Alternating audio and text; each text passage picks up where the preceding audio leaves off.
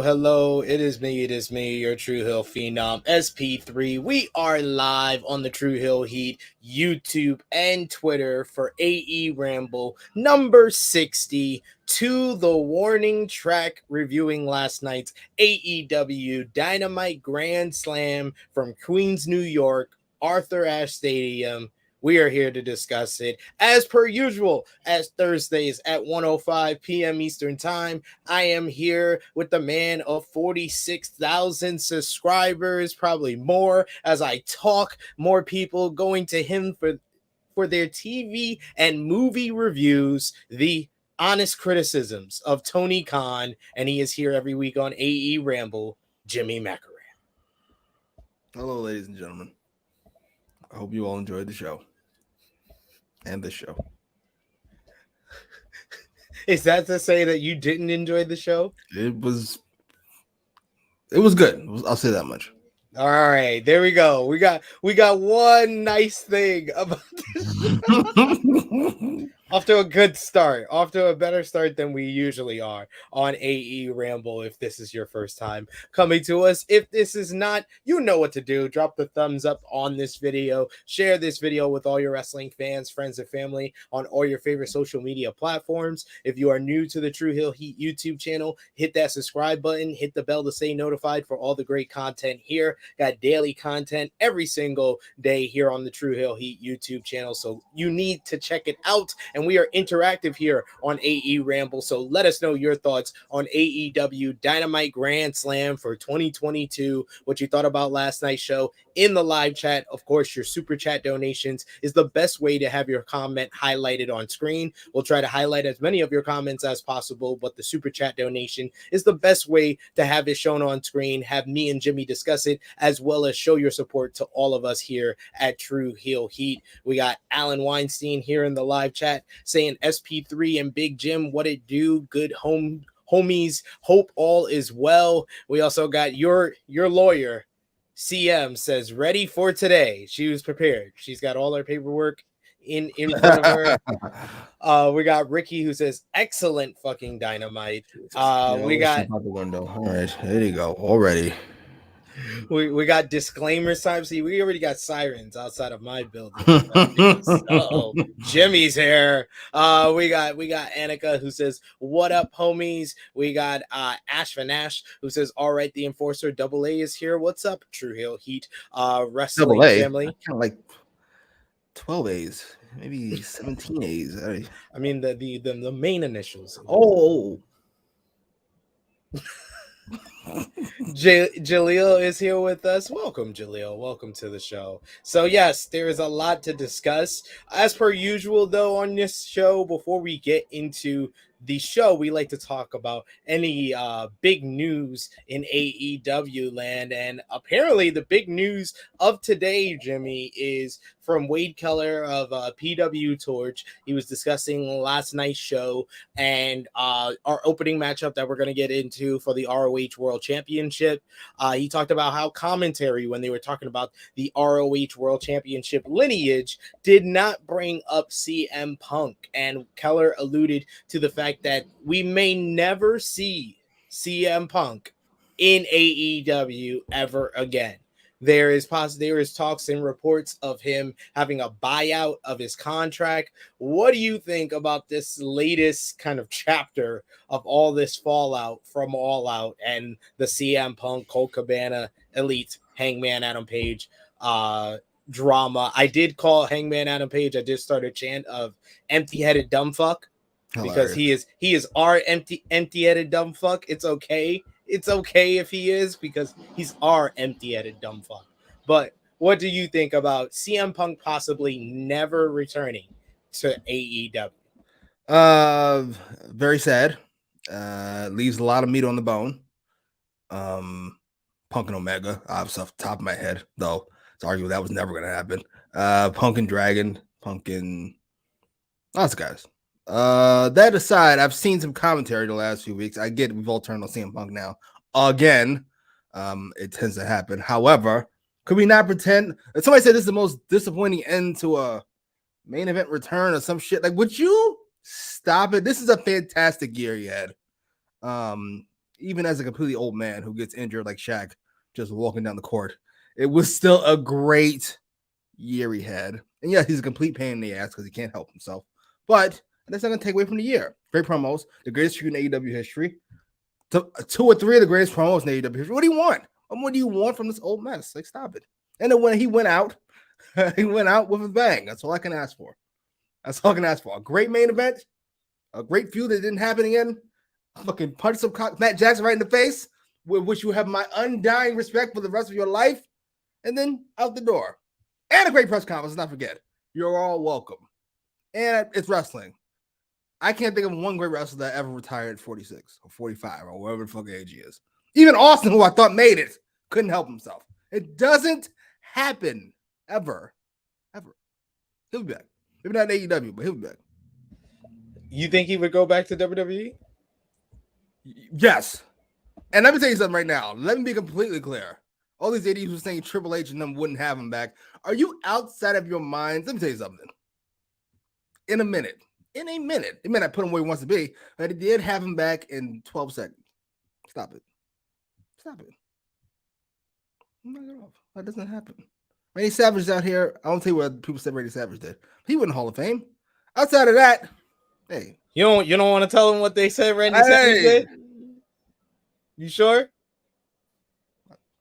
You would say I don't want to get in trouble. I'm always the bad guy. I don't want people mad at me.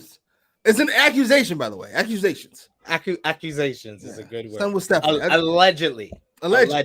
Yes. Allegedly.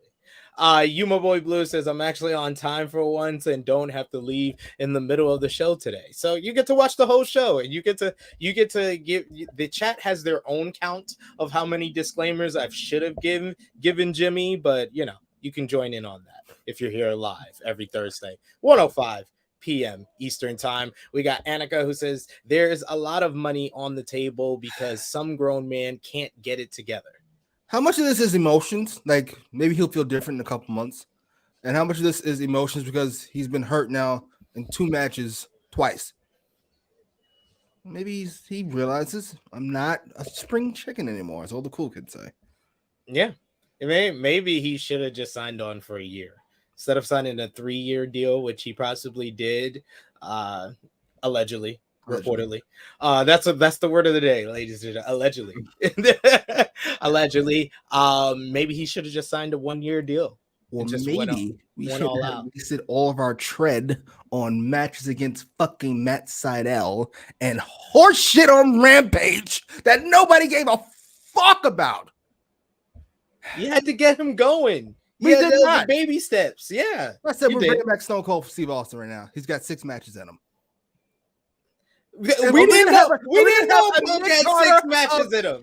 I called him mid-carder. How blasphemous of me. Are we going to have a lower carder of any kind on that list? But, my friend, we didn't know CM Punk only had 6 matches in him. You know who should know that? People with eyes. No, Philip should know that. No, you know this. all athletes of all kind, and I know calling CM Punk an athlete is the truth. I don't want to hear about his MMA career. It is what it is.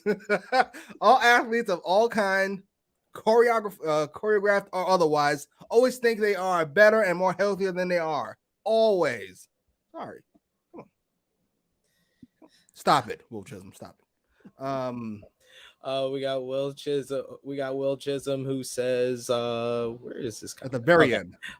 If it's the end of Punk, I must say the AEW pipe bomb was 100 times better than the WWE one. We got great memes out of this. Stop it. Knock it off. People still talking that fucking promo. Whatever does he mean? You don't know shit.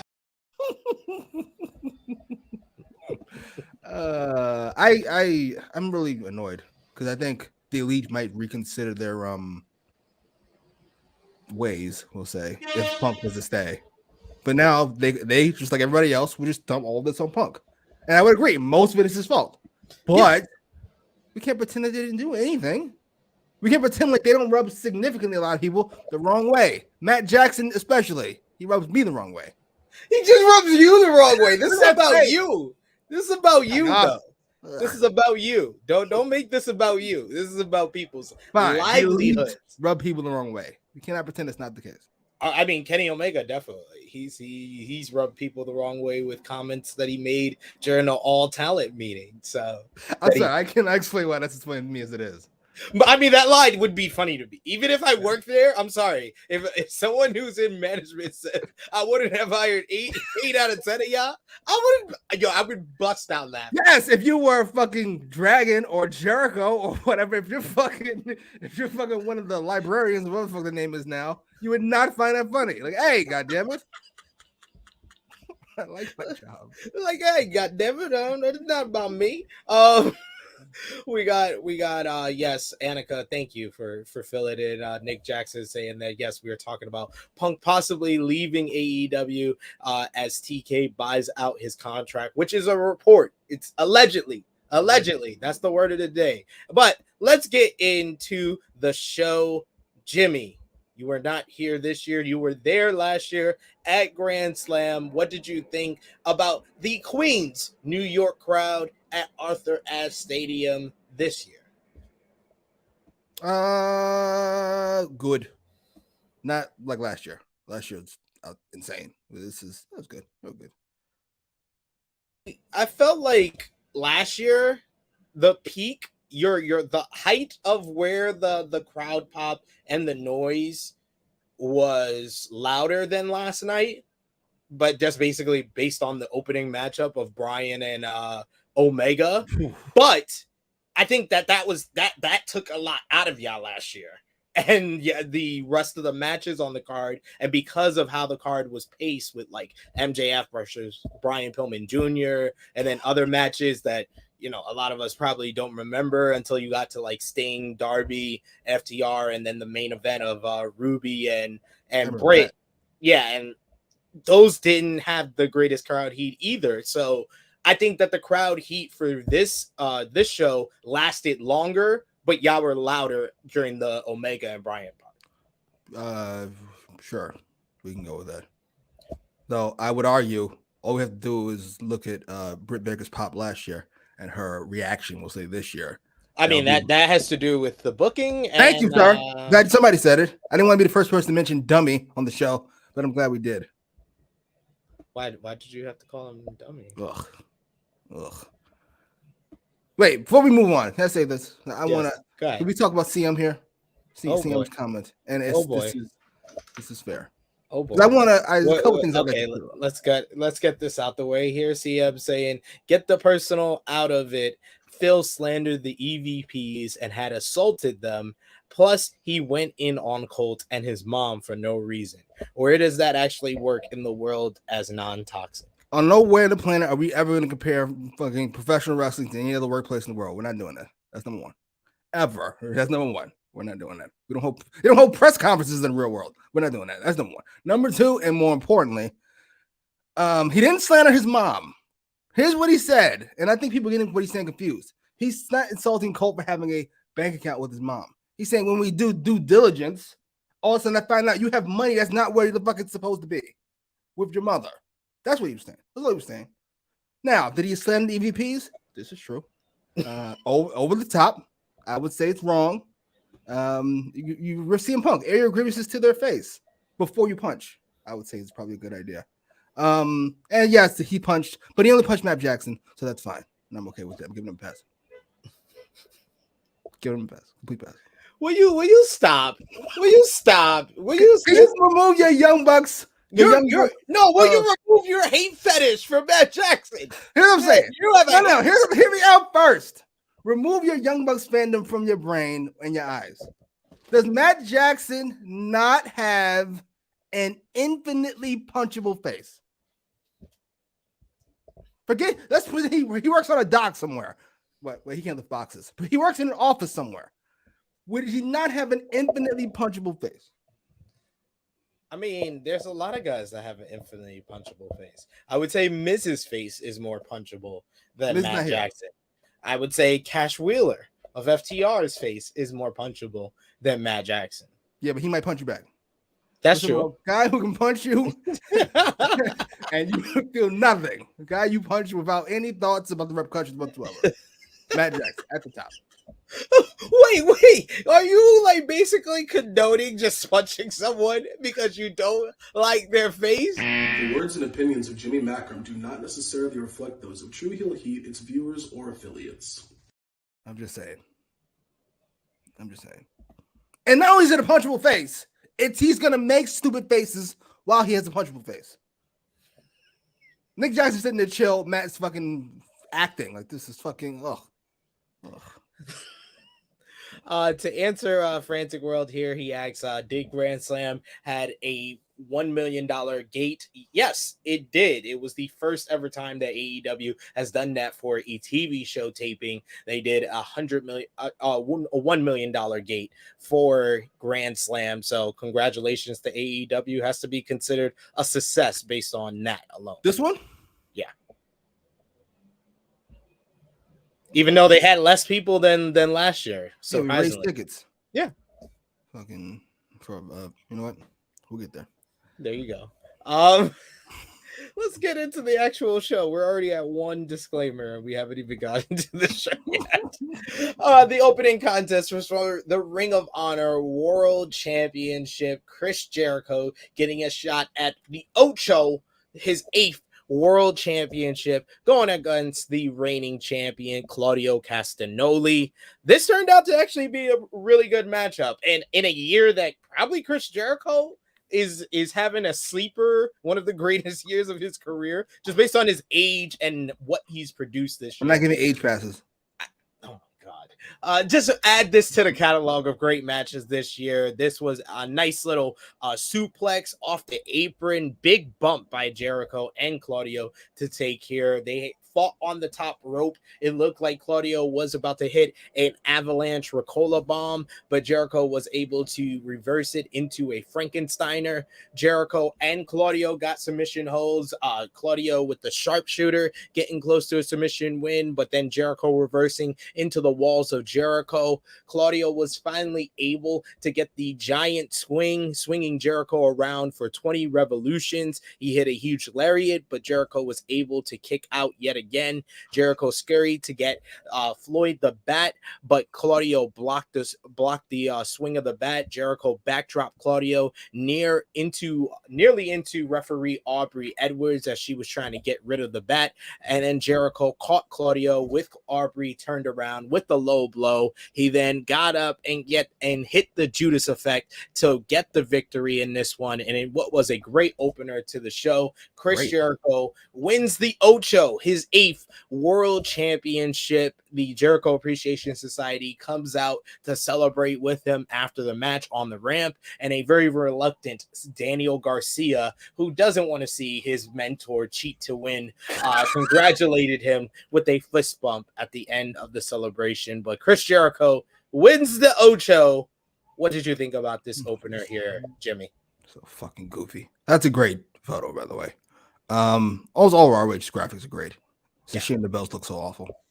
And they look like they haven't been updated in God knows how many years, because they haven't been updated in God knows how many years. Well, it did get updated. They just went back to the original form. Don't.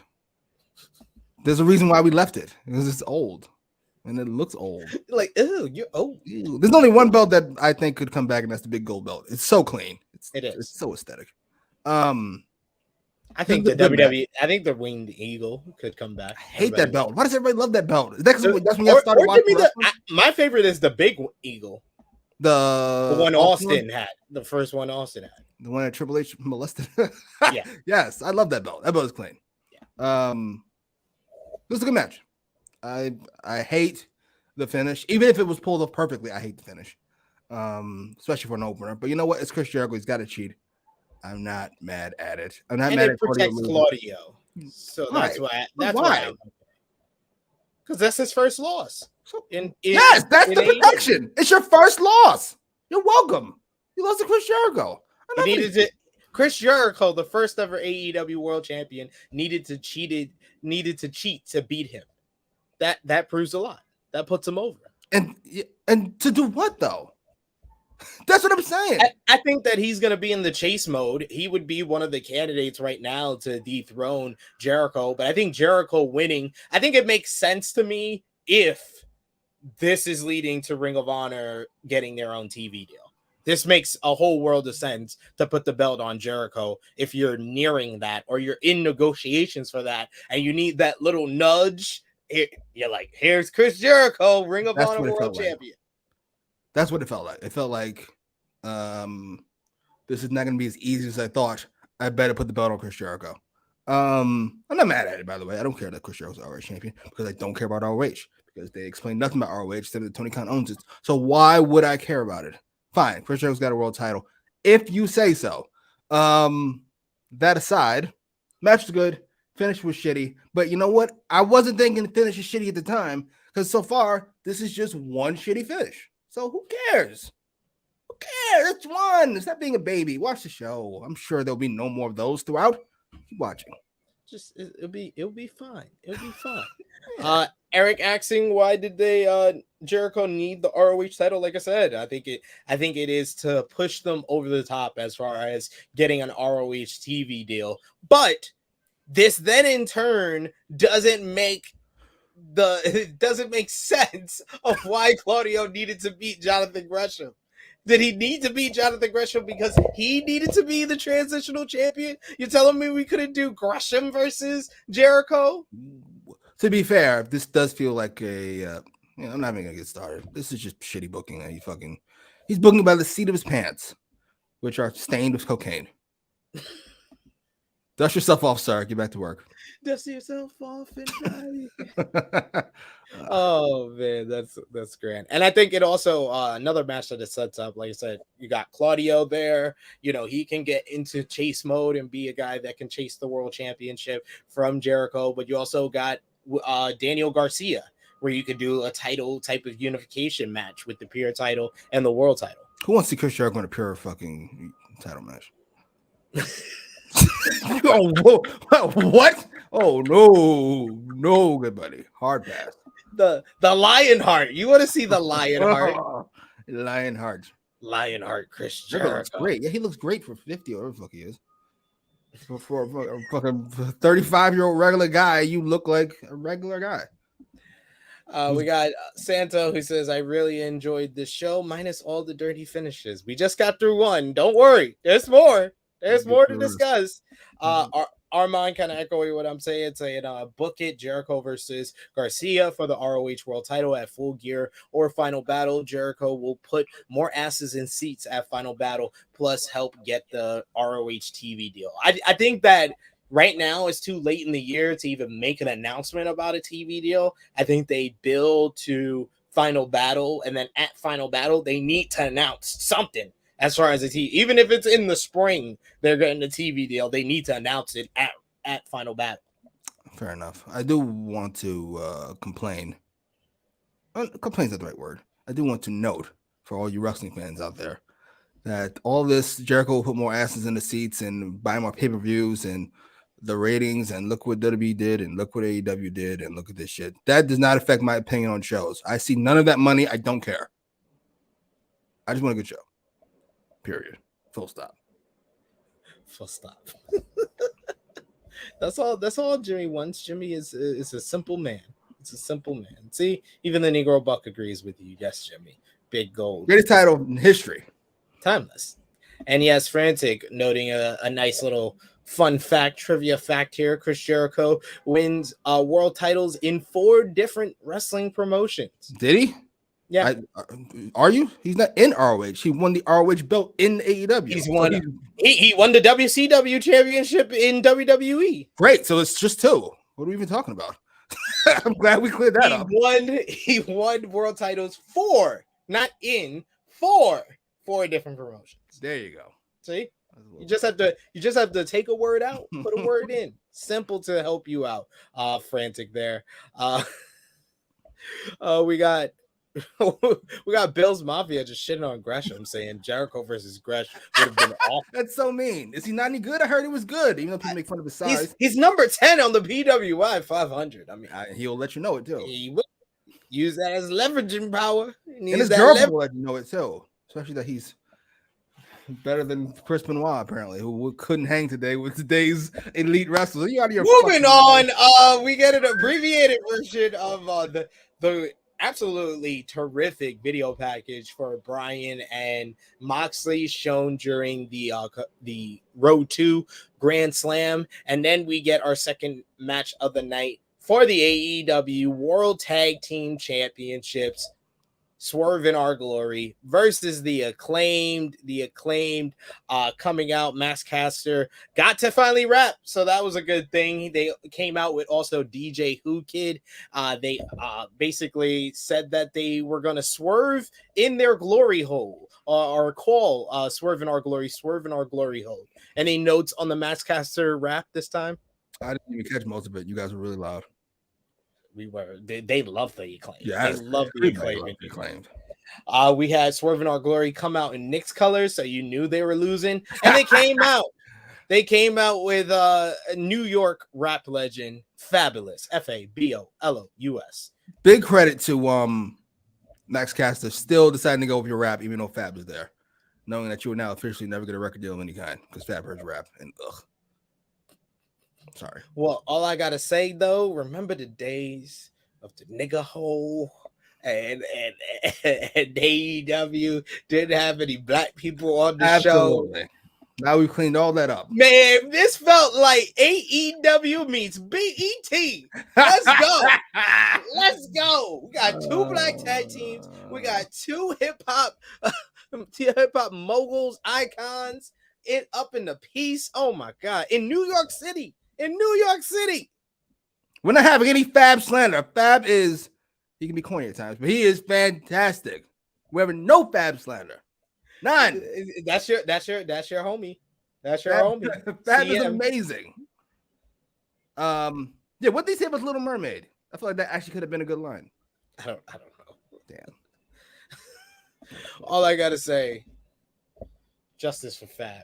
Anyway, let's talk about this matchup, which they had a lot of expectations going in after their great matchup at All Out. Keith Lee early just showing his athleticism, a great little running Hurricane Rana that scared the crap out of Anthony Bowens, and he cracked a big old smile afterwards. Great little camera shot there. We had the Acclaim looked like they had the advantage when Max Caster was able to get a hip toss on Keith Lee before they can do the scissor me daddy ass. Swerve comes in with a running drop kick and breaks it up. We get more Keith Lee gets upset, which makes no fucking sense whatsoever. Oh, sorry, but you okay? No, I got really annoyed when I watched it, and I got annoyed again just now. Keith Lee showing off his power with a big old hip toss onto the ramp on Anthony Bowen. Some great stuff there. Max Caster showing off his power with a big suplex. At one point, it looked like the Acclaim had the win as Swerve tried to get a cheap shot on Caster with the boombox, but Caster ducked and Swerve hit Keith Lee. Bowens hit a blockbuster, and then Caster was supposed to come off the top rope with the mic drop, but he landed on his feet and his knee gave out from being worked over early on in the matchup. Swerve hit a back kick in the corner on Caster and hit a fireman's carry release into a pounce from Keith Lee. An assisted power bomb was next for a good 2 count. We then get the Acclaim on the floor, and Swerve hits a spectacular springboard 450 splash onto them and has a face-off with Billy Gunn. The referee was turned to Keith Lee as Bowens hits a spinning forearm on Swerve, and then Billy Gunn hits the Faymaster behind the referee's back inside the ring. Bowens hits a spinning neckbreaker. Caster drop kicks Keith Lee off the apron, and then he hits the mic drop on Swerve for the Acclaim to win the AEW World Tag Team Champions, the first homegrown AEW tag team to win gold here. A great moment here. Good match. It didn't live up to what we got at All Out, but it was more about building up to the moment here, and of course the scissor me daddy ass and this New York crowd being there live. They absolutely loved the Acclaimed, and they were biting on every single near fall of this one. What did you think about this match watching from home? Nothing like getting your red hot babyface tag team over by having them cheat to win their first belts. That's how I always say it should be done, in my opinion.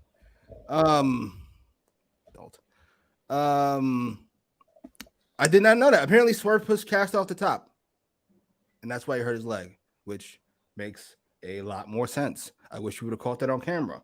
The camera work, by the way, this episode in particular was horseshit. I know you didn't see it, but it is awful. It's the worst it's been in a long while.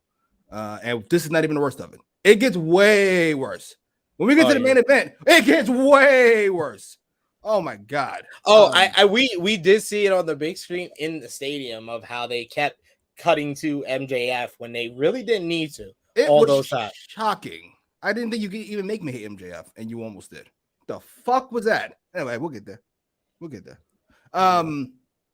This match was fine. They kind of told the finish by making this match after you just did it. That aside, listen, sometimes I don't know how I feel about this. I don't know how I feel about this match. I don't know how I feel about this booking. Match was fine in and of itself. I feel like if you missed the moment, should we just move on and come back to it later? Like, this felt forced. Like, we missed the match, so now we're gonna have a subpar match. By subpar, you know what? This was the match I expected to have at the pay-per-view. Didn't expect that great fucking match. This is closer to the one I expected to have, which was just fine. And then, it was good. Yeah, it was good. New champs. It was good, but the crowd died after that spot with Caster, selling the knee. Yeah, because they were like at their height. I think they should have at least had him hit the mic drop, sell the knee, then pin, and then a 2 count to get the crowd more into the match. That could have worked. That would have worked better than him. Like Bill's Mafia said, it was a Swerve that pushed him off the top. Being there live, I'll tell you, I ain't see that, but maybe you're right. Maybe I missed it. Maybe I looked down for a second when I wasn't supposed to, even though I was looking very closely at the moment, and I was very much confused. As you should be. Second dirty finish, by the way, in a row here, and we're not even done. And they're not even the most egregious. And this was the baby faces. What? Oh my God! This was baby faces doing it. We've got to protect Keith Lee and Swerve. Aren't they at each other's throats? Shouldn't that be the protection? Shouldn't Swerve miss a punch or miss something, and then they get the what are we doing?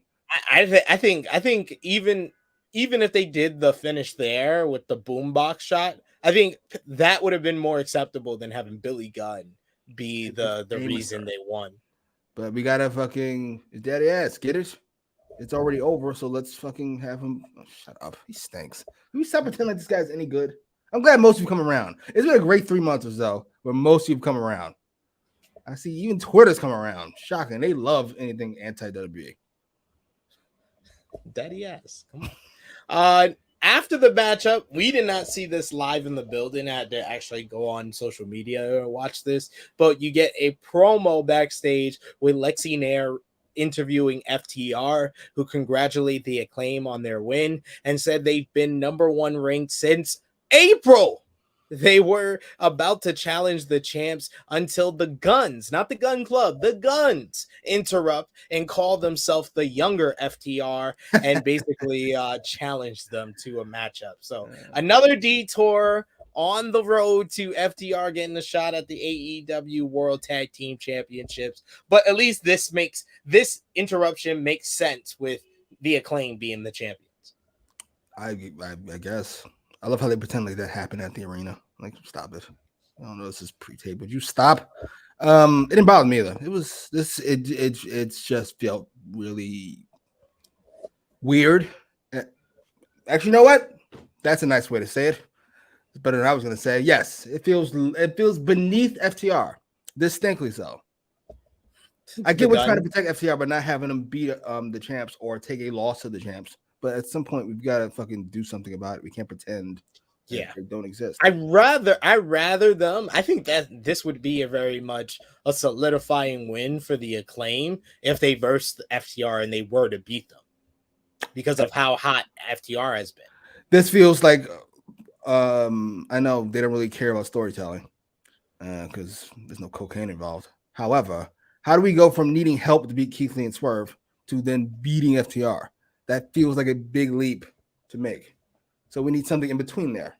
I don't know what that is in between that they claim prove their worth, but we do need something. Very interesting situation they're in with the tag team titles. If it wasn't for that reaction at All Out, I think that we would have gone on the road to probably Swerve in Our Glory versus FTR. Yeah, as we should, but we're the fans.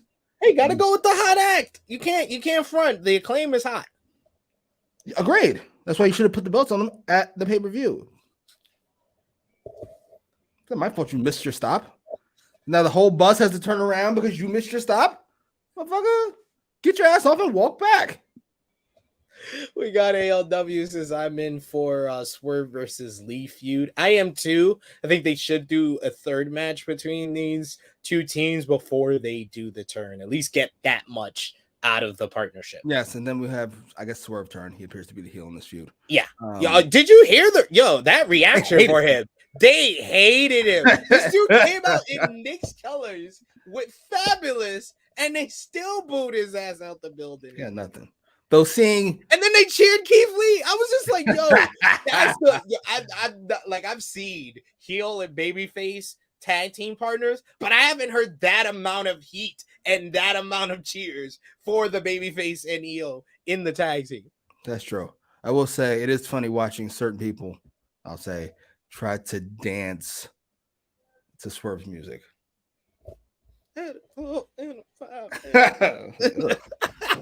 Don't do that, Skip Bayless. I don't think I've ever seen you dance. Once. Well, I didn't even dance. I won't tell you what I did, but we'll leave it alone. Oh yeah, I know what you did. Nick Jackson said that would be the Acclaim's biggest win ever. Yeah, especially if the Young Bucks are not around. The Young Bucks kind of had that role of being the tag team you need to beat to kind of solidify your AEW World Tag Team title reign. But now FTR can kind of fill that role. And then that helps with their kind of chasing the titles, trying to become two-time champions. It helps it a little bit more if they take just a fluke loss, like a roll-up pin from the Acclaim. It's so weird if fucking... can we get rid of these rankings, please? Well, they say they're de-emphasizing it more now. Can we de-emphasizing it the fuck out? It's over. It had a decent run. It was a decent idea. Terribly executed. Let's move on. Done. Ta-da. Oh, scissor me, daddy. They were selling the shirts at that's hilarious. That was I gotta give Chicago. That's what all that was? That was Chicago. Great job. That's a great chant. It's so ridiculous. If you have a non-wrestling fan that happens to turn that on, it's ridiculous. But I got asked by my missus, like, what is that all about? Like, who is Daddy Ass? And I was like, Mr. Ass is now Daddy Ass because he's old. And they were doing this whole scissor thing, and then they linked up with him and said, "Scissor me, Daddy Ass." To be a wrestling fan, to describe this horseshit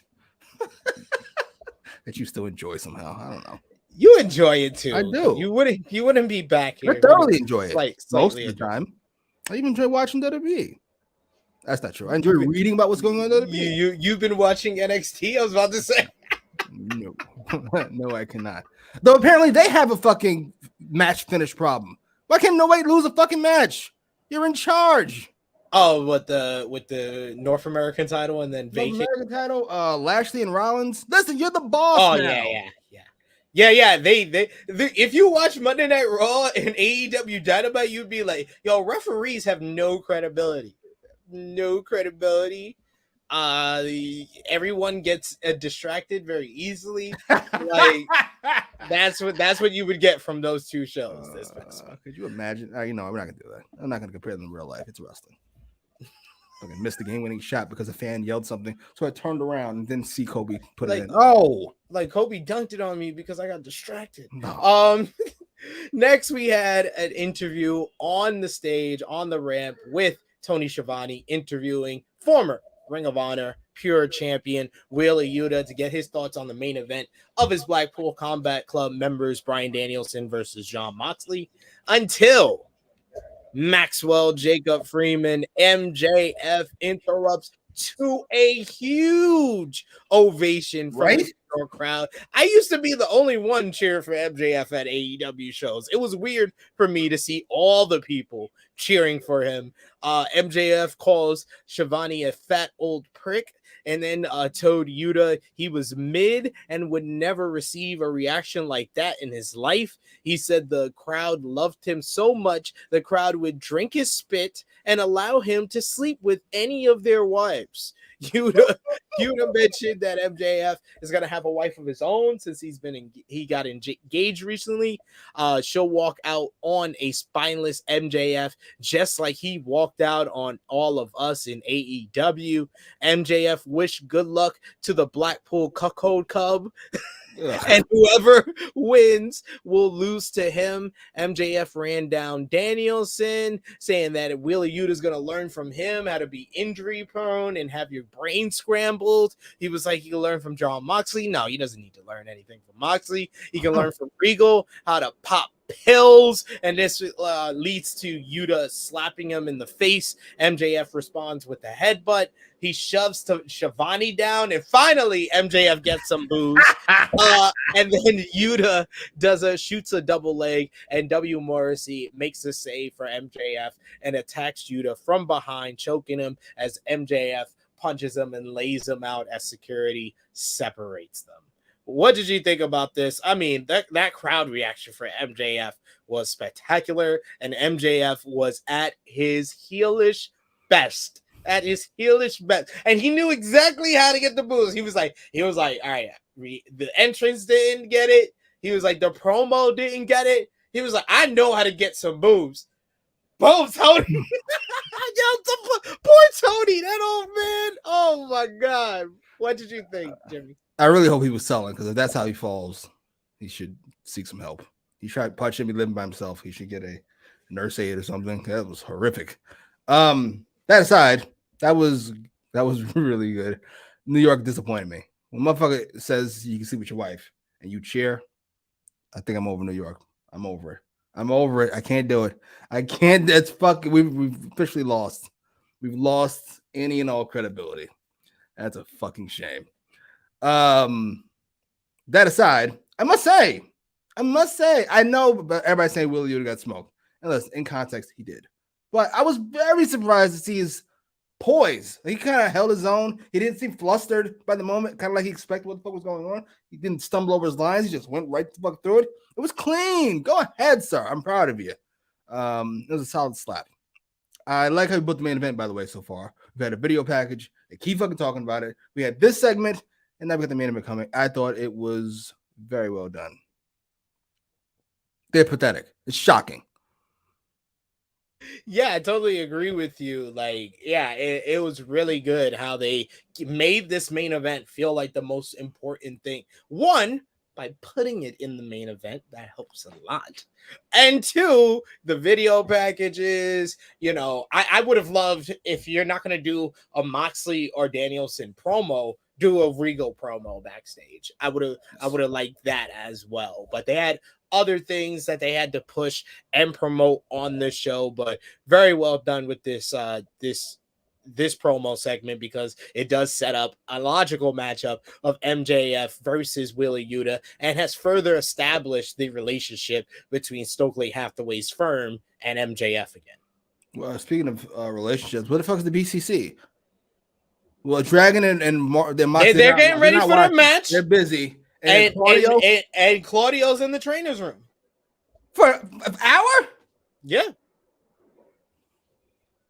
It was only 20 minutes. It was the Acclaim versus Swerve in Our Glory was about like 15-minute match, celebration, entrances, add on an extra 12 minutes. He's been in the trainer's room for about 30 minutes. Getting what? His nuts massaged? Nigga. His nuts. He's getting checked on the nuts, making sure all the nuts are in place and that one is not in his stomach. All of his nuts. Make sure all those nuts are there. Oh, yeah, and it's not in his stomach. And then also the Judas effect has been claiming concussions for years. I forgot about the Judas effect.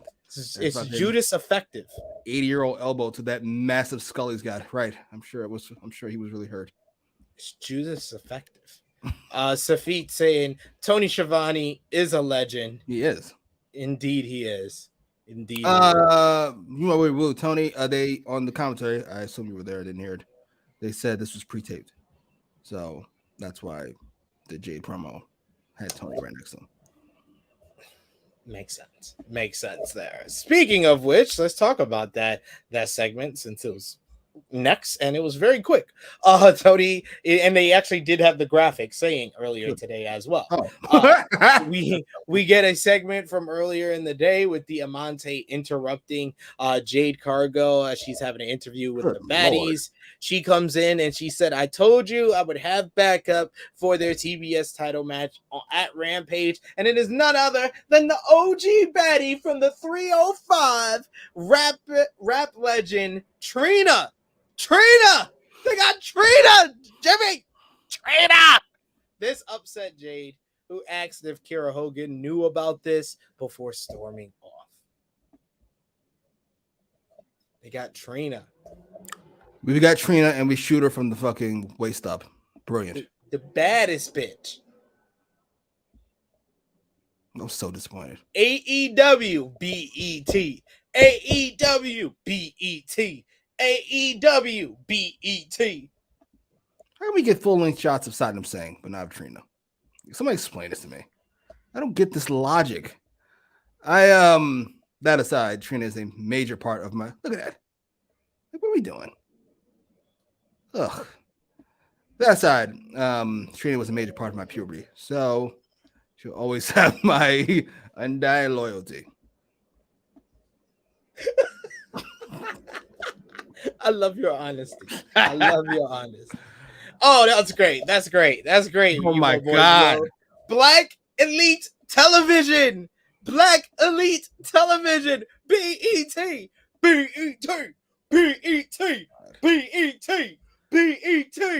Tony Khan about to open up a third promotion, Jimmy. Absolutely. BET.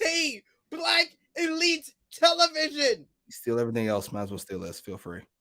This is fucking gross. That picture always makes me sick. I always chuckle it. It always makes me sick after I think about it. BET. So see-through. BET. Annika pointing up. Everyone loves it. Everyone loves it. Yes. BET. Ricky going with Black Excellence Television. Now you got to get the elite in there. See, and it's certainly not excellent. Let's be clear. Oh, that's great. Ashford Nash, African Elite Workplace.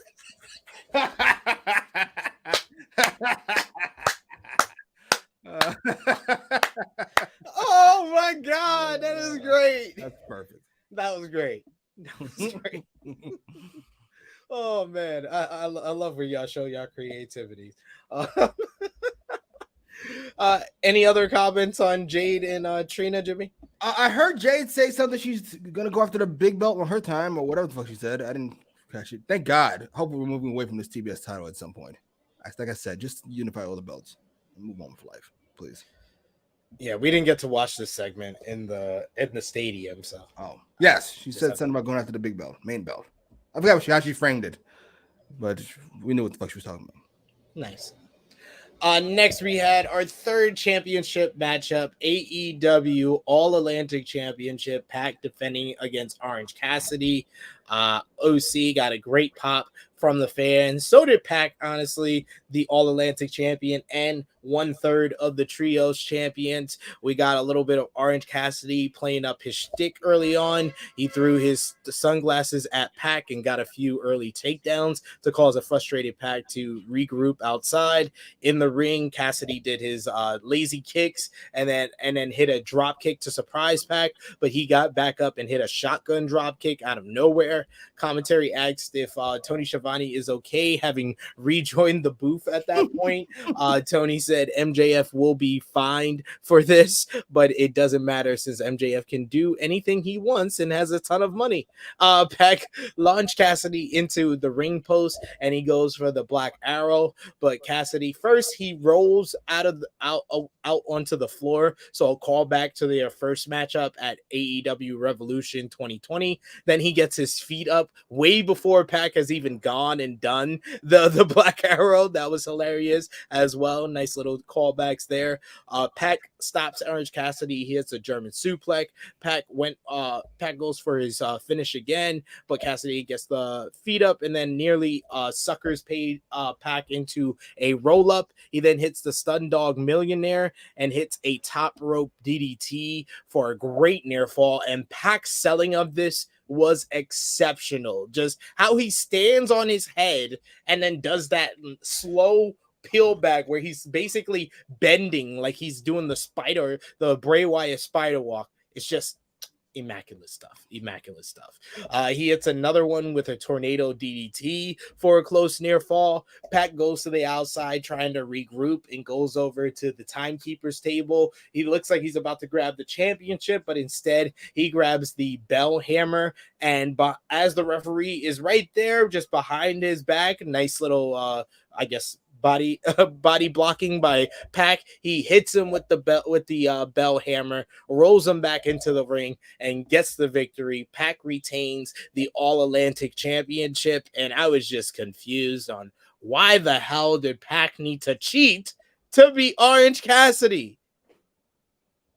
Like there was 100 other ways you could have done this. You could have done this like Pac hits the Black Arrow and Orange's foot is under the ropes, but the referee doesn't see it. So he beats him, but it's under the rope. It's a controversial finish.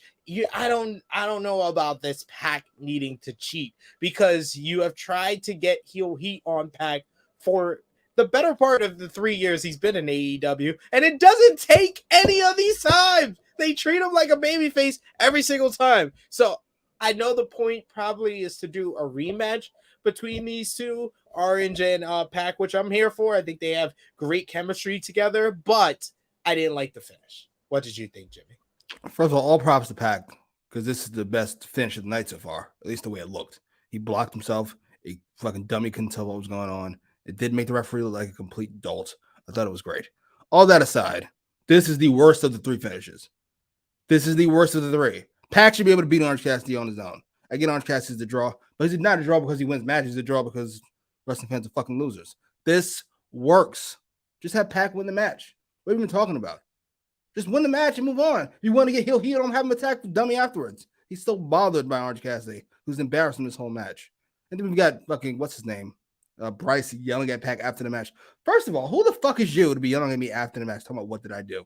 First of all, you should have did something when the match was going on. Secondly, raise my hand, get the fuck out of my face. Are you out of your fucking mind? Pac should have slapped the shit out of him.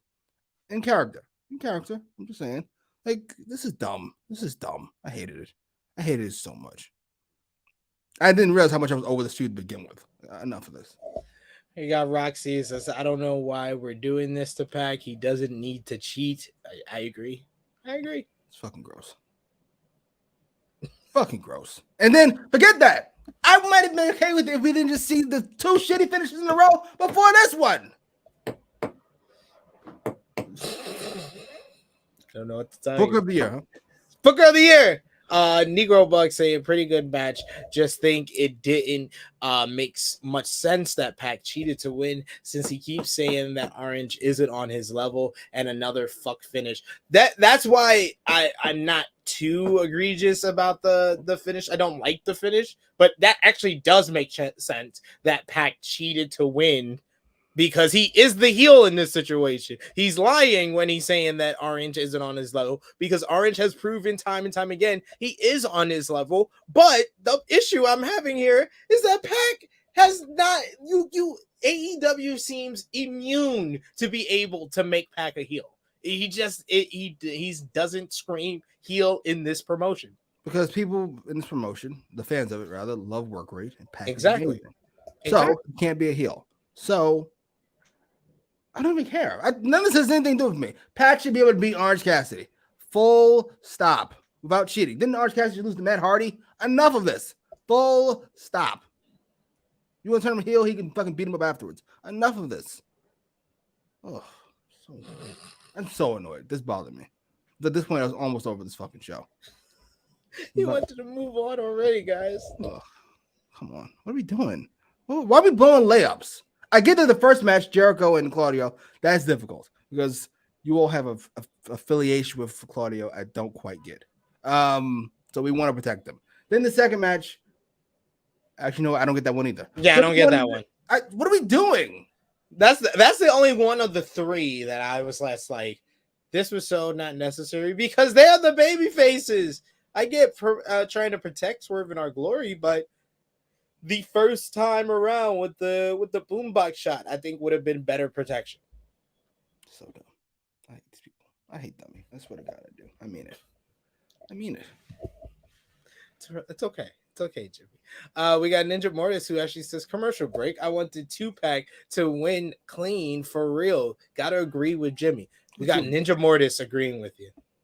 So you know it's a good take. Took long enough.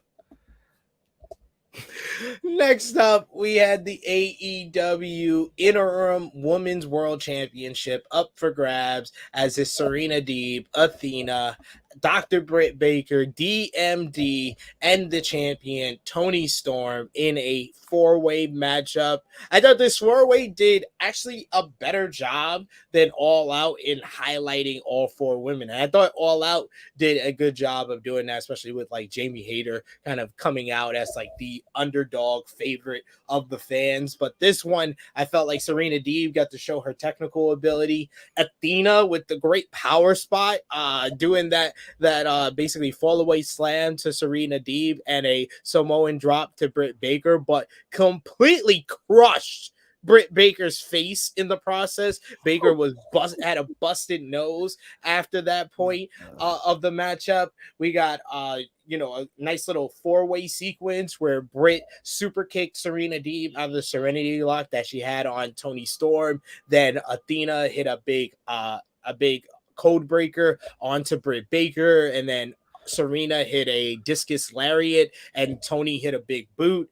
Toni hit the Sweet Cheeks music on Athena at one point. So everybody really got highlighted. It came down to Storm and Baker. They were trading crucifix pins in the ring. Baker got a near fall with one of her own, and then Storm got one and got the 1-2-3 to get the victory there. Storm, that's a live shot from the building of Toni Storm after the win here. But the post-match took precedent here. After the matchup, Serena Deeb and Britt Baker, along with Britt Baker first attacked Toni Storm, laying her out in the ring, and then Jamie Hayter came down in a repeat of what we saw last week. Yes, fucking repeat. But instead of attacking Toni Storm and still being mad at Britt Baker, it seemed like we got a reconciliation of sorts as Hayter and Baker attacked Toni Storm. Serena Deeb was attacking Athena. It looked like the heels were going to stand tall when some new music hit. It was something like black and gray on the screen, and then the name popped up, Saraya, Paige, WWE's Paige, Saraya Knight. Saraya has arrived. Saraya Jackson. Saraya has arrived. Saraya has arrived in AEW to a enormous ovation from the Arthur. Oh, sorry. Go ahead. The words and opinions of Jimmy Macram do not necessarily reflect those of True Heel Heat, its viewers, or affiliates. Cops are coming for you. The Saraya made her AEW debut to a huge pop from the Arthur Ashe fans. She came down, she stared down with Britt Baker and company. Britt left the ring as Paige took court, saying that it was her house now.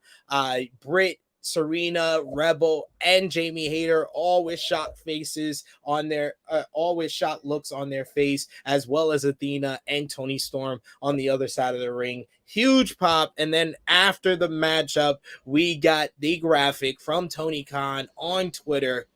Saraya is hashtag all elite. What did you think about the 4-way matchup? And what did you think about the post-match with Saraya's AEW debut? I've seen this story before, and it doesn't matter what part I'm talking about. I've seen all of this. I've seen this fatal 4-way before. I've seen the Britt Jamie Hayter thing before, and I've seen WWE woman who comes in to feud with Britt Baker for 2 months and drops down the card. I've seen this. I've seen all of this before. I'm never sure if Saraya is even cleared. We know AEW doctors clear everybody. I mean, cleared for real. I mean, cleared by professionals. Come on. Like, first of all, I've never much cared about Paige. Well, that's not true. I never cared much Paige in a wrestling context. Though there has been other work of hers I thought was solid. That aside,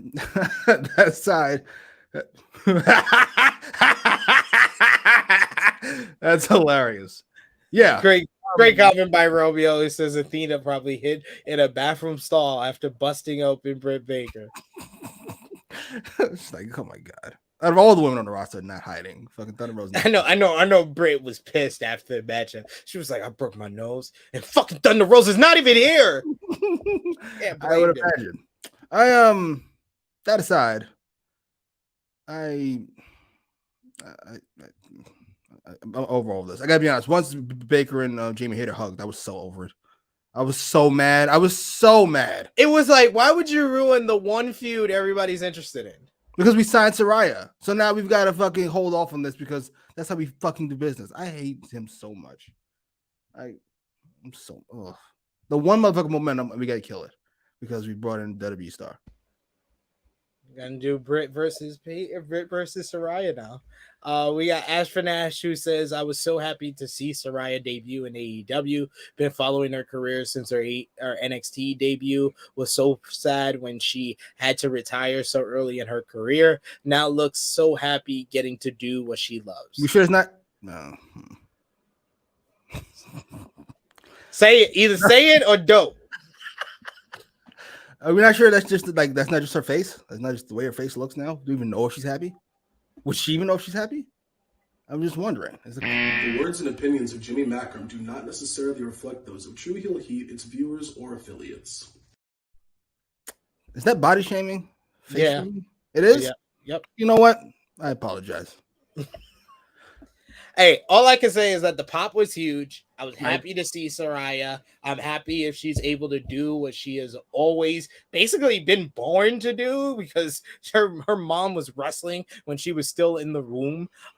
So yeah, this is something that she's always wanted to do. So if she's medically cleared and able to do this, love seeing her here. She could make a great impact with the AEW Women's Division if Tony Khan allows it.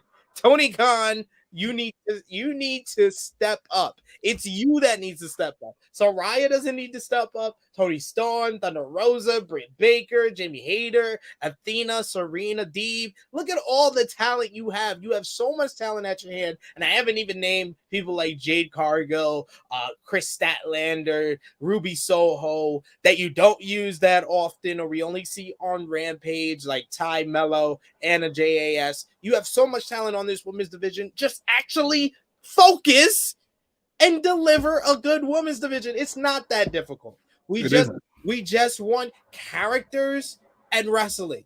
You just give them time to wrestle more than 10 minutes on the show and more than one match sometime. You could do one squash match that's under a minute and then do a 8 to 9 minute match. That's the same amount of time you're giving them weekly, and you could give us 2 matches a week.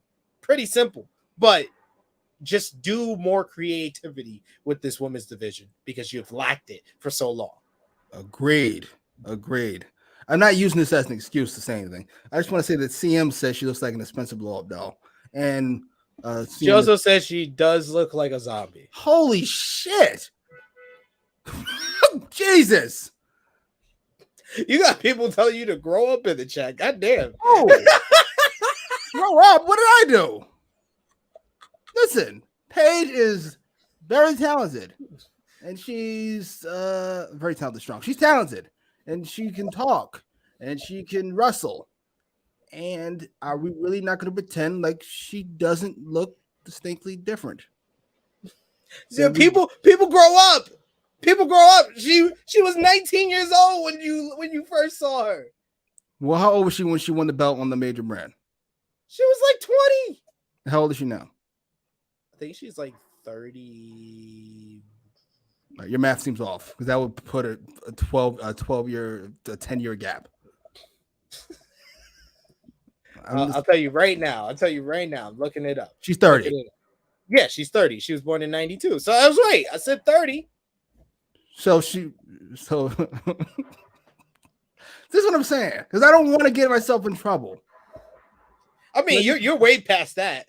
I just like having fun, and I don't like pretending when people cut up their face that they didn't cut up their face. I don't like pretending that's not the case.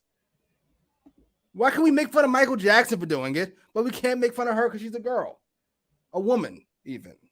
Because it's 2022. What? He's so mean. You guys are so mean. Romeo says she's 30 and her neck is 75. That is so mean. Will you stop? That's all I'm saying. That's all I'm saying.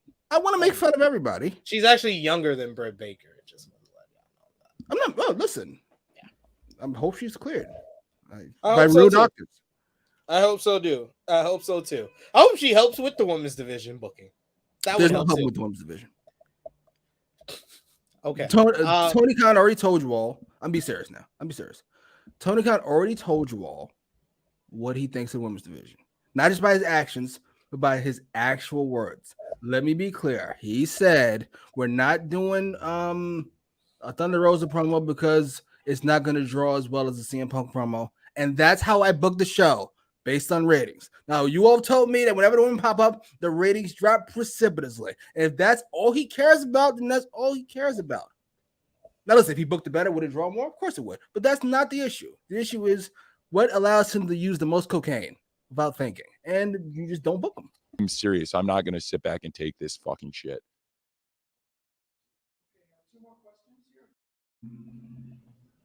That was his face after LJ asked that question.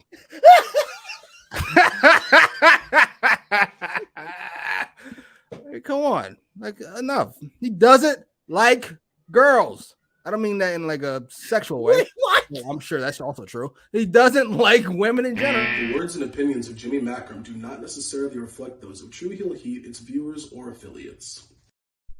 They make him sick. It's not my fault. It's not my fault. They make him sick. I don't know why. I assume it's some of his childhood. Have you ever met an actual person who hates women? I mean, besides Cash.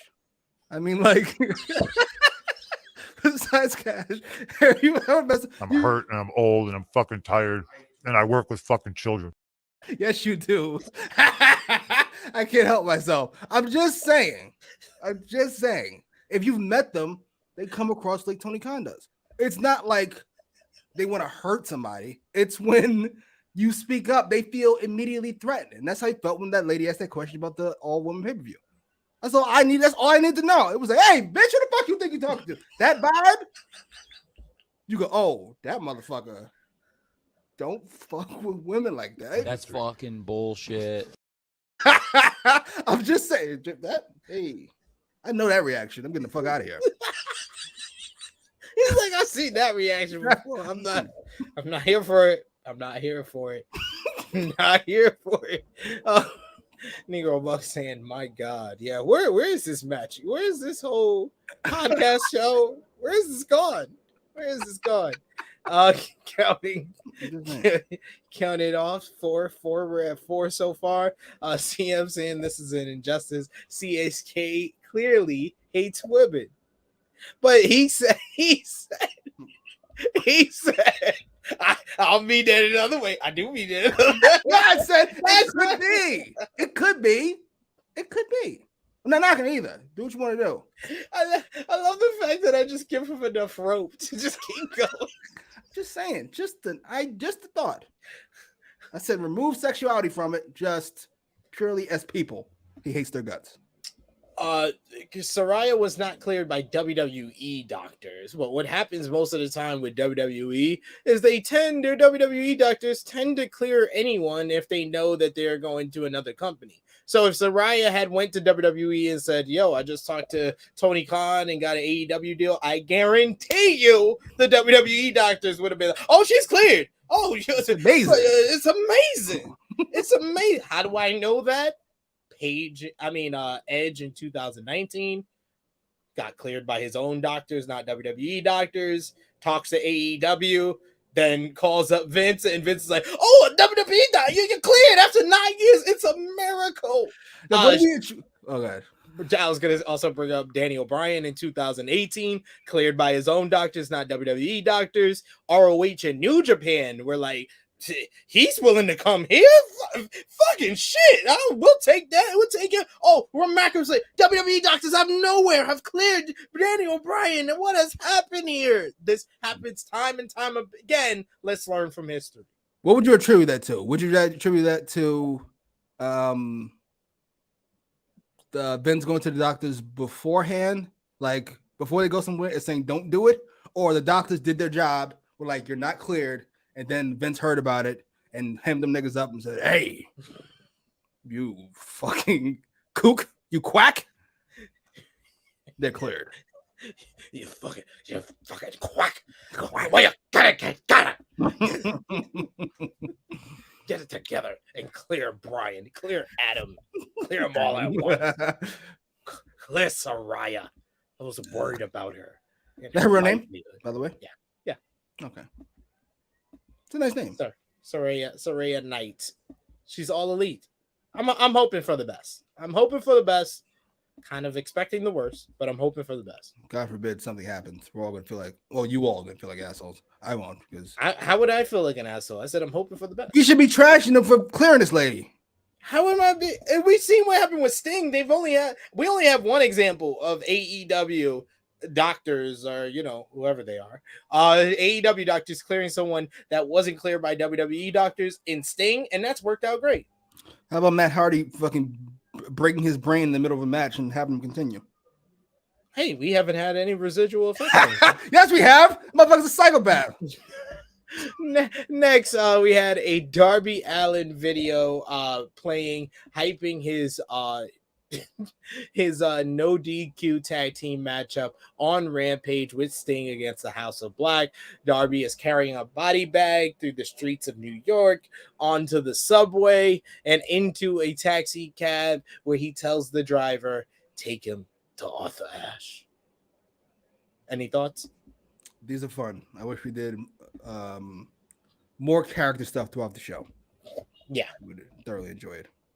Helps out. It's quick to the point, but it helps out a lot. That's what we need to do. Next, we had William Regal come out on commentary. Lord William Regal. No funny business this week for the man in the mask. He doesn't want to make him. He doesn't want to eat him up like a truffle. We got Jon Moxley versus Bryan Danielson in the finals of the AEW Grand Slam Tournament of Champions for the vacant AEW World Championship. Jon Moxley coming out through the crowd. It's just great seeing him just go nuts in the crowd live. It's awesome stuff. Bryan Danielson coming out to a big ovation as well. And we also got MJF in the crowd. Yes, above everyone watching this in a secluded area of Arthur Ashe Stadium. holding on to his poker chip that gives him a shot at the AEW World Championship. We get a back and forth series early on with Danielson getting the takedown and strikes to the neck. Danielson pours on strikes, hits some lethal loud chops. Like, these chops were echoing in this freaking stadium. You could see the bruising start to well up on Moxley's chest. Danielson hits a big shotgun drop kick off the top rope. We get Bryan hitting a big avalanche back suplex off the top rope. Moxley with a great sell afterwards as well. And we get MJF laughing in the balcony, watching the two men tear each other apart. We get some great technical wrestling. We get a little bit of brawling, some submission attempts from both men. Moxley with the half crab. You got Danielson going for the label lock. He gets the cattle mutilation as well at one point.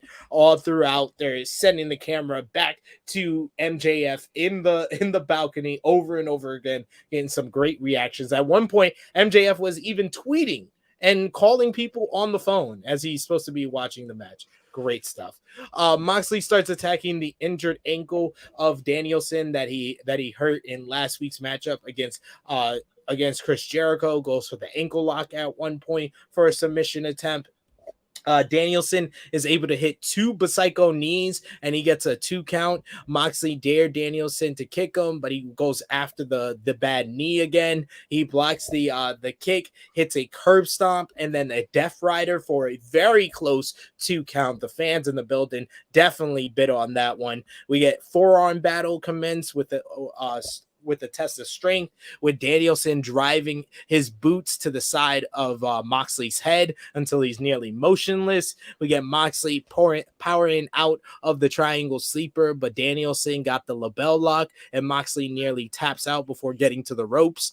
Moxley rose to the stage and avoids a diving Danielson to hit a Death Rider on the stage out of nowhere. Huge bump by Danielson, who loves taking that bump on that goddamn stage in Arthur Ashe. But Moxley, when he gets him back into the ring, only gets a 2 count, but he immediately locks on the rear naked choke, getting into the bulldog choke, laying on top of Danielson's body. Danielson tries to kick free, but ultimately he fades to black as Moxley wins his 3rd AEW World Championship. William Regal comes down from commentary to join both men in the ring. Moxley, he tries to put the title around Moxley's waist, but Danielson takes it away from him, and he grabs the championship and puts it around Moxley's waist after the show went off the air. So good stuff with the Blackpool Combat Club showing their unity here. I thought this main event was absolutely fantastic. These two guys have great chemistry with one another. Although I wanted Danielson to win here just to switch things up and make it a little bit different, I think this is a good finish. And the Moxley MJF feud has already been kind of established, and Moxley with 3 reigns as AEW World Champion is easily the greatest AEW World Champion in history, and he doesn't lose much in probably having a 1-month reign before MJF takes the gold. So makes the world of sense to me. What did you think, Jimmy? When's the next big event? Full Gear. Which is where? I mean, like when? Oh, November. Yeah. Okay. Fair enough. Remove my personal feelings from it, which is I want Dragon to have the belt.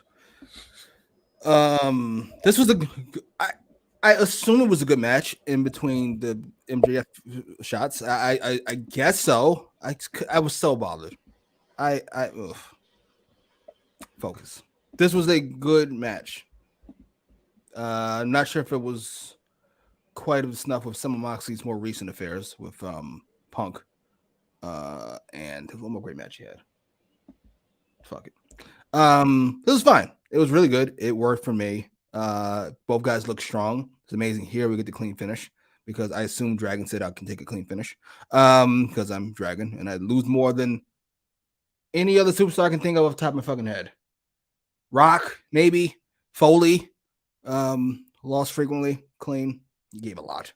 Dragon is right up there. And this was really good. Shots to MJF were horrific. Once good, twice fine. First of all these bums in New York City who they showed MJF one, they all turned around and then started cheering like dopes because they suck. They even hate New York now. Wrestling fans stink all over the globe. Even my own hometown, are they any good? You hate everything. They not awful people? All these idiots dressed up like MJF. What are you, 12? This fucking Halloween, you dummy. I think West Side Gun had the burgundy scarf.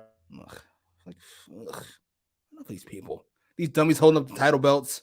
Like, I hate wrestling fans so much. Not you guys. You guys are great. I'm talking about the rest of these bums. This is good. I look forward to Moxley and MJF. I look forward to seeing something different from MJF, actually, which I assume Moxley's going to bring out of him because he's already used all of his Moxley punches on fucking alcoholism and he has nothing to learn and that stupid walk he does. And Moxley's walk is pretty stupid. It's dumb. It's so out of character because everything else he does is really realistic and badass. And that's just so corny. It was fun. I wish Drag would have won, but what do you want from me? A legend. Wow. It's nice hearing it every once in a while from outside of my own head. I appreciate it. You are a true Hill Heat legend. Thank you. Legend means old. Yeah, I'm old. Fair enough. Yeah, you're old as fuck, man. To answer Elijah, yes, I liked seeing Trina back on TV. I liked seeing her live as well since I was there at Grand Slam and I got to see what's gonna happen on Rampage. I mean, how do I put this? We are on TV. I got the full shot. That what'd you think? Is it close enough to the original? Yes. I might tune in a Rampage or do a quick Google search. Trina 2022. No, I will say that Rampage is has a lot of good stuff on the show. Definitely, if you're an old school wrestling fan, go out of your way to watch the opener of the show. I won't spoil anything, but definitely a must-watch moment.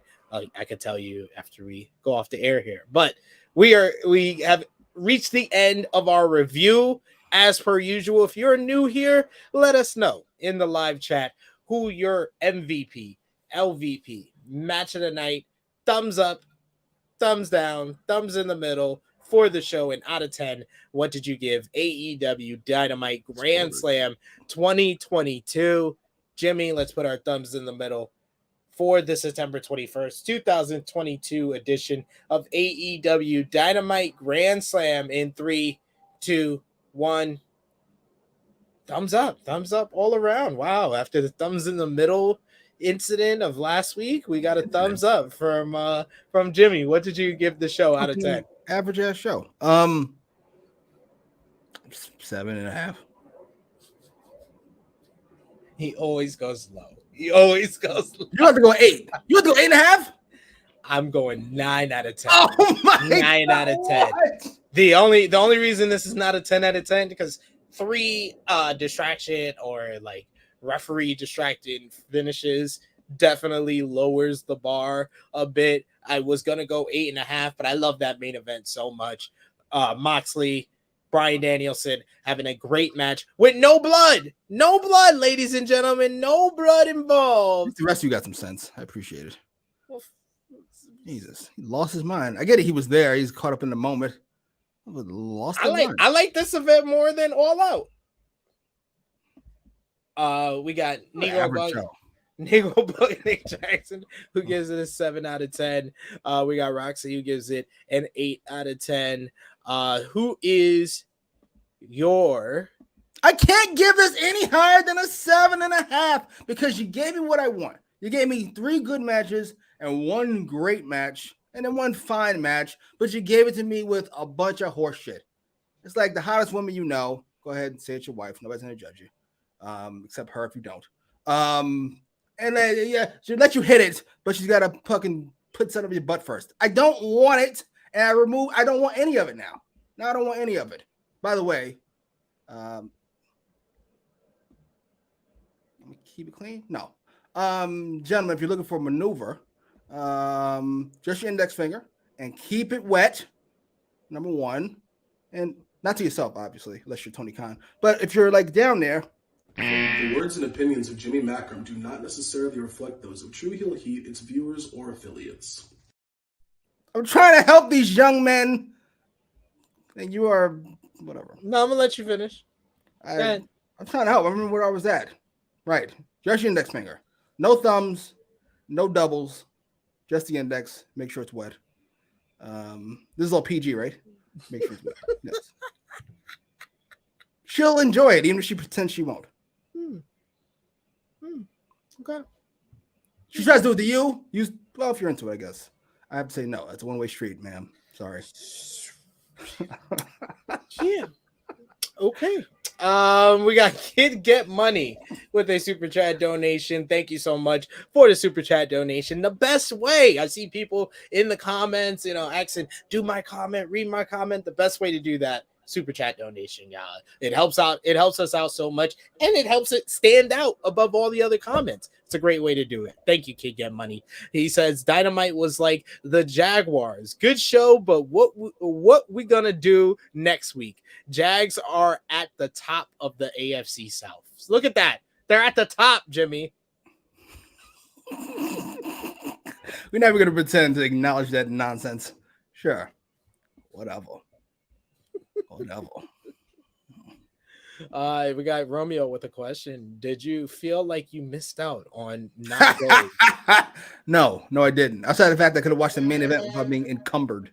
Otherwise, no, thank God. I spent all that fucking money going to shitty Queens and spent fucking watching the show. They probably have to Uber back after that fucking mess of finishes they gave us. Oh, boo. I've been so annoyed.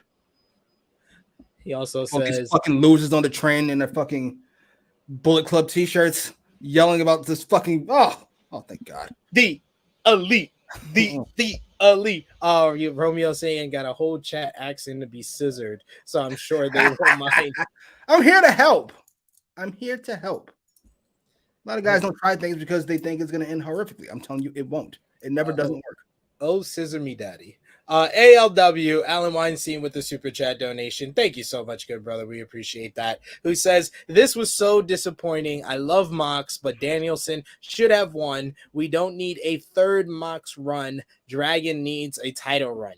Would you rather have a 1 month Dragon run, or would you rather his first run with the title be longer? So assuming he's going to have one. No, in Dragon. I think he will. Yeah. Knowing Dragon, he would want the 1 month run. But I'm talking about you as the fan. Yes. I will say, as much as I hate on Dummy Khan, I'm giving him a pass for this main event scene because it blew up in his fucking face in a major way. He's working on a fly here. I'll give him a pass. This is true. Like this was going perfectly how he wanted. We got Jericho to Moxley to Omega to Paige to Punk, and then it all went downhill from there. It's weird. You shouldn't put the belt on a 46-year-old man who hasn't wrestled in 7 years. Who would have thunk it? I don't know. Just a thought. You're making him sad again. That's your job. All of them. Jimmy, who was your MVP on the show? Dragon. Dragon for the first half. Yeah. I said LVP. Oh, LVP. Dummy. What do you mean? What are you even asking? That's why I skipped over it. Dummy Khan, of course. 3 shit finishes in a row. Walking our way back on Britt Baker and Jamie Hayter. Like, what are we doing? The good shit he is to blow up. I'm gonna say the referees. There's 3 straight referee distraction finishes. Referees get the LVP. MVP, I'm going with the Acclaimed. Who you got as MVP, Jimmy? Oh, Dragon. Dragon carried that match. At least for the first half. It was great. And match of the night?